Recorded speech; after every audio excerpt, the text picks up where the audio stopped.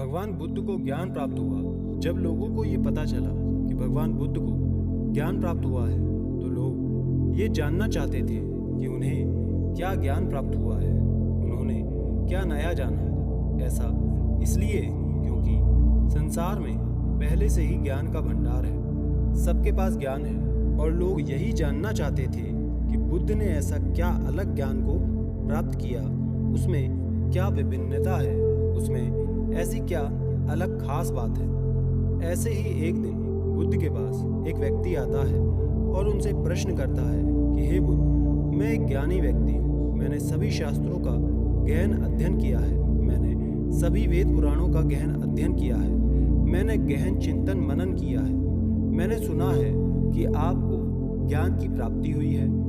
मैं आज आपसे यही जानने आया हूँ कि आपको ऐसा कौन से ज्ञान की प्राप्ति हुई है जिससे आज तक हम सभी अनजान हैं। हम भी जानना चाहते हैं कि आपको ऐसा क्या प्राप्त हुआ है। उस व्यक्ति की बात सुनकर बुद्ध मुस्कुराने लगे और बोलते हैं कि मुझे कुछ भी प्राप्त नहीं हुआ है, बल्कि मेरे पास जो था वो भी मेरे पास से चला गया। व्यक्ति ने कहा, आपके पास से क्या चला गया है बुद्ध? बुद्ध ने कहा, मोह, क्रोध, वासना, लालच, इच्छा, ये सब कुछ मेरे पास से चला गया है। व्यक्ति ने कहा, फिर आपको क्या प्राप्त हुआ है? बुद्ध ने कहा कि कुछ नहीं, मुझे कुछ भी प्राप्त नहीं हुआ है। व्यक्ति ने कहा, फिर लोग ऐसा क्यों बोलते हैं कि आपको ज्ञान की प्राप्ति हुई है? क्या आपने ज्ञान प्राप्त नहीं किया? तो फिर बुद्ध ने कहा, मैंने ज्ञान प्राप्त नहीं किया। ज्ञान तो सब जगह है, कण कण में ज्ञान है, ज्ञान तो सर्वत्र है। मैंने तो अपना अज्ञान खो दिया और अज्ञान खोने के बाद क्या बचता है?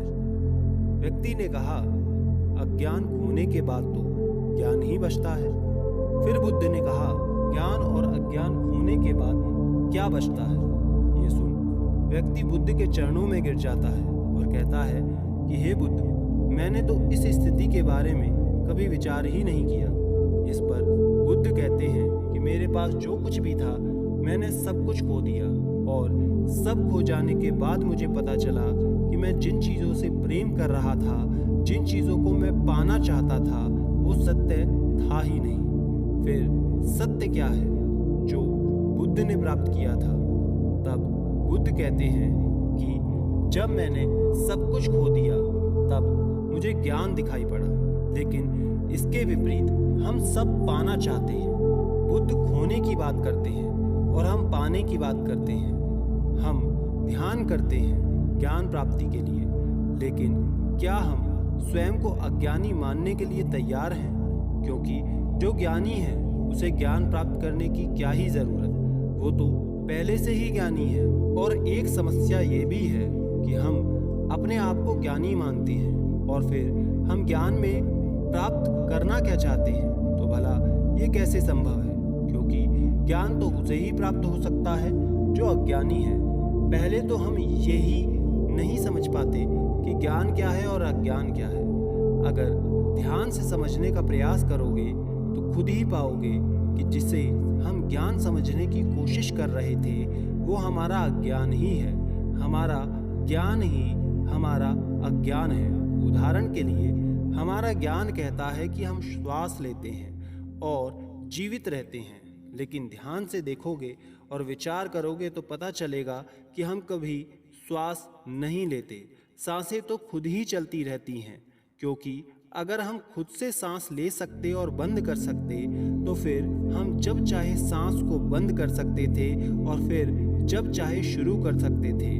और ऐसा होता तो कोई भी व्यक्ति मुर्दा नहीं होता, सब के सब जीवित होते, सभी मुर्दे सांस ले रहे होते। तब ये हमारा ज्ञान ही जो कहता है कि हम सांस लेते हैं। धरती पर जब से मनुष्य आया है तब से लेकर अब तक मनुष्य एक ही प्रकार से चल रहा है।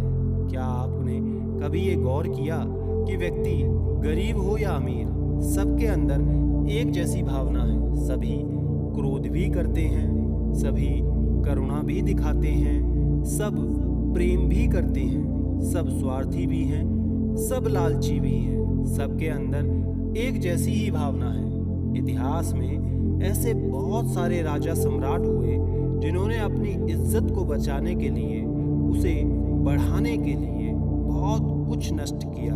लेकिन आज वो राजा या सम्राट नहीं है, उनकी जगह हम हैं। जो एक राजा या सम्राट करता है वो एक गरीब व्यक्ति भी करता है। वो अपनी इज्जत को बचाने के लिए कुछ भी कर सकता है, किसी भी हद तक जा सकता है, किसी की भी हत्या तक कर सकता है, कितना भी नीचे गिर सकता है और खुद के प्राण भी ले सकता है। यहाँ तक कि अंत में चाहे कोई सम्राट हो या कोई गरीब व्यक्ति, दोनों एक ही स्थिति में प्राण त्यागते हैं। सम्राट हो सकता है कि युद्ध के मैदान में अपने प्राण को त्यागे, और एक गरीब व्यक्ति हो सकता है जो कि अपनी झोपड़ी के बाहर खुले में अपने प्राण को त्यागे।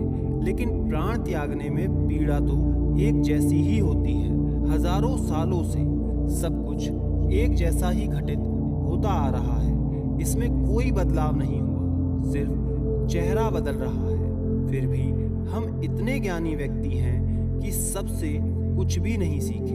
हम भी वही गलतियां दोहराते हैं जो पहले हो चुकी हैं, और उसका परिणाम भी हम जानते हैं। फिर भी जानते हुए हम वही गलतियां दोबारा दोहराते हैं। इसलिए बुद्ध कहते हैं कि हम अज्ञानी हैं, क्योंकि जिसे हम अपना ज्ञान समझ रहे हैं वही ज्ञान हमें सत्यता से दूर रखता है।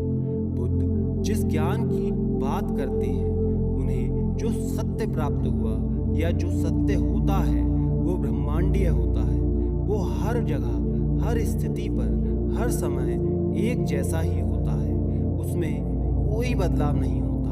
लेकिन हमारा जो ज्ञान है, हमारा जो सत्य है, वो हर समय, हर परिस्थिति और हर स्थान के बदलने पर बदल जाता है। एक सत्य जो भारत में सत्य है वो दूसरे देशों में असत्य हो जाता है। जैसे प्रेम और करुणा यूनिवर्सल सत्य है, ये हर जगह, हर स्थिति में एक जैसा होता है। ये हर जीव में एक जैसा ही प्रकट होता है, चाहे इंसान हो या जानवर। जैसे एक माँ अपने बच्चों से प्रेम करती है, ठीक वैसे ही एक गाय अपने बछड़े से प्रेम करती है।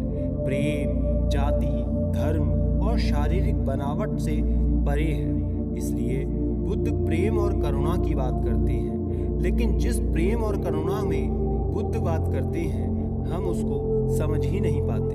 प्रेम तो हम भी करते हैं, लेकिन क्या वास्तव में हम प्रेम करते हैं? एक पति कहता है कि मैं अपनी पत्नी से बहुत प्रेम करता हूँ, लेकिन कुछ समय बाद उसकी हत्या कर देता है। तो क्या ये प्रेम था कि प्रेम की जगह क्रोध ने ले ली?